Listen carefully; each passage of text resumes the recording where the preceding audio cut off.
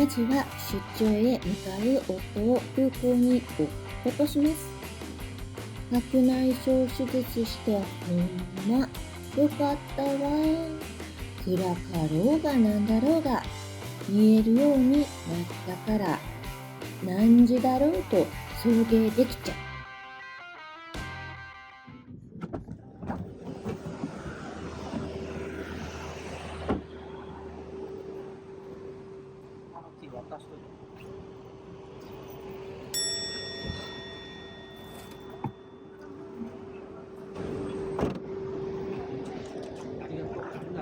いらっしゃい。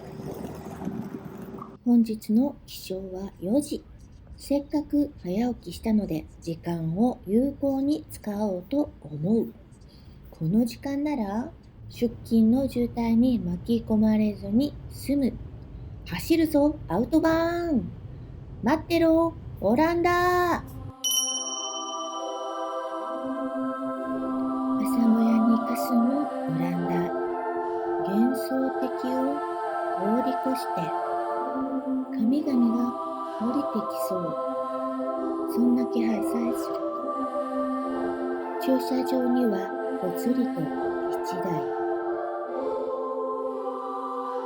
私の車だけ。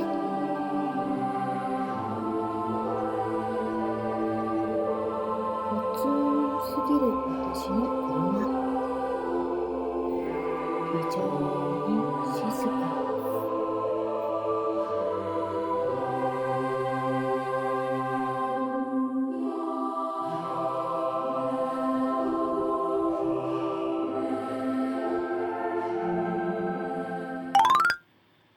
開門は8時なので自撮りして遊びながら周辺の散策。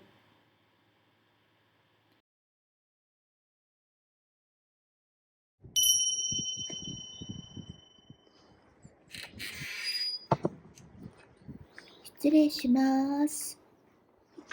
さあ、目的地に向かって歩き出しました。のどかですね。羊が草をはんでいます。何を目指しているかというと、砦、その名をフォート・フォンスウェイクと言います。オランダの土地の多くは海面より低い。そのためこの国は洪水に悩まされてきました。だけど何世紀にもわたり繰り返された領土の取り合いの際に、この洪水こそが敵軍に対する優れた防御であるということに気づきます。そして川を渡り侵略しようとする敵軍を阻止するために作られたのがこの砦。1848年に完成されたものだそうです。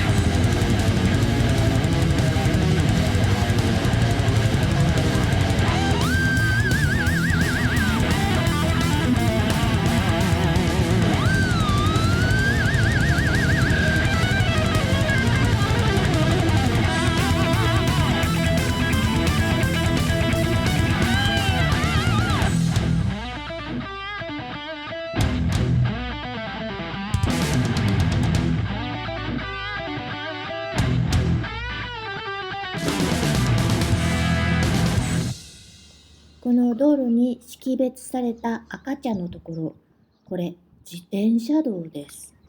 ドイツでも自転車道は整備され走りやすくなっておりますが、オランダの比ではないレベチです。今回の旅の目的地は大きく3個あります。初めてのお使いならぬ初めての一人旅、一つ目の目的地を難なく想定通りに終え、花歌祭りに次の目的地へ向かいます。ところで皆さん、グランドジェネレーションって言葉聞いたことありますか？55歳以上のシニアを指す言葉ですが、私アラカンって言葉なんかしっくりきてなかったんですよね。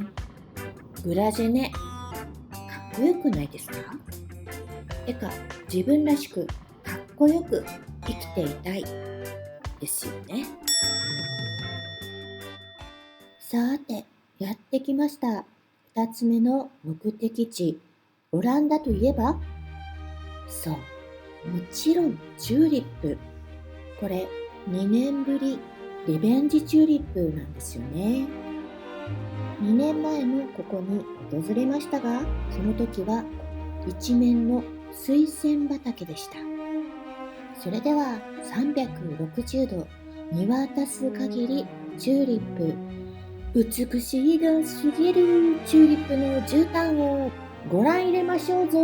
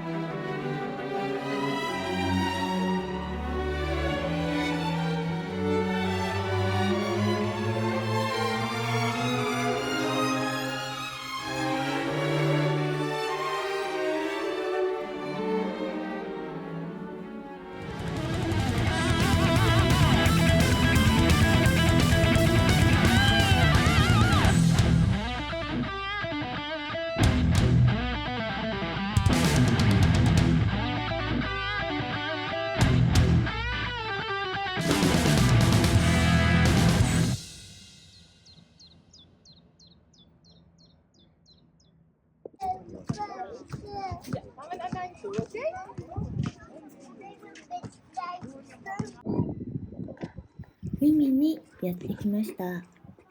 先ほどのチューリップ畑の向こうの方に見えていたのがこの海。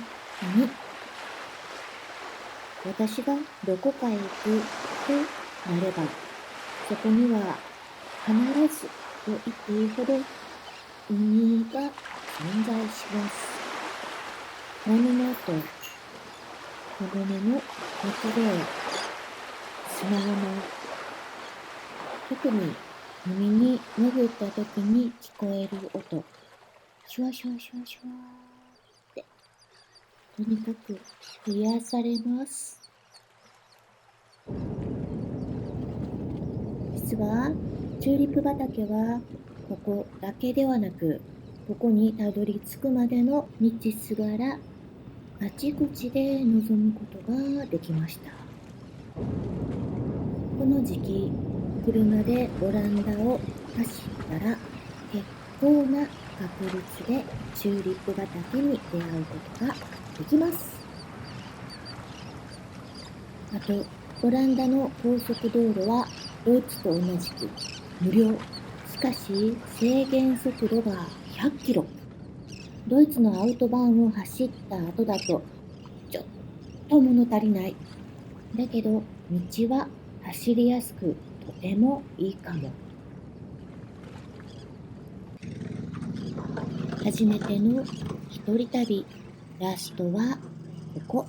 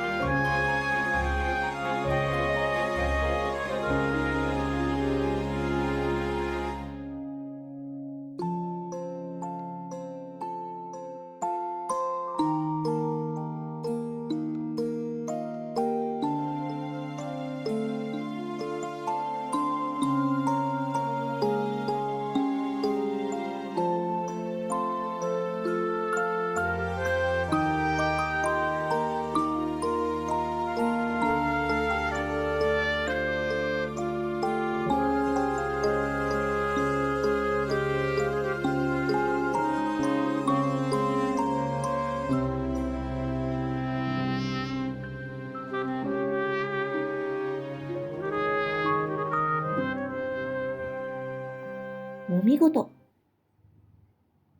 ヨットってこんなに思い通りに動かすことができるんですね。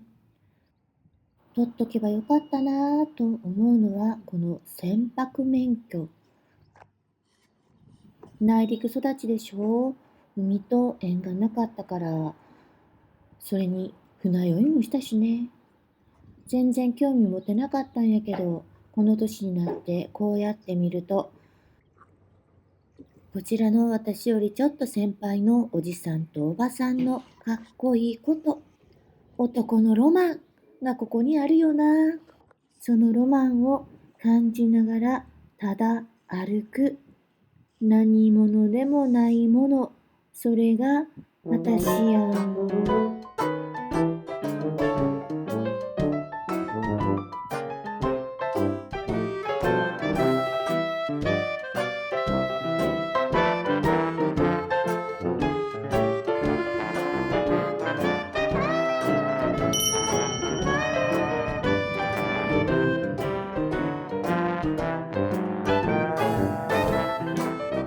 さて、今回の旅、出かける前は寂しいやん。感動って分かち合うものやろって思ってたんやけど、一人でも十分感動できるし、なんなら独り言でペラペラと喋ってたわ。旅は13時間にも及び、600キロほど走ったんやけど、興奮してたのか、緊張してたのか、さほど疲れず、あれ？私、一人旅結構いけるやんとまで思ったわ。今後もまた一人で出かけようって決めた。せやけど、家族に迷惑をかけんように、旅先でのたれ死ぬことはやめようとも思った。それともう一つ必要なものがあるわ。それはおまる。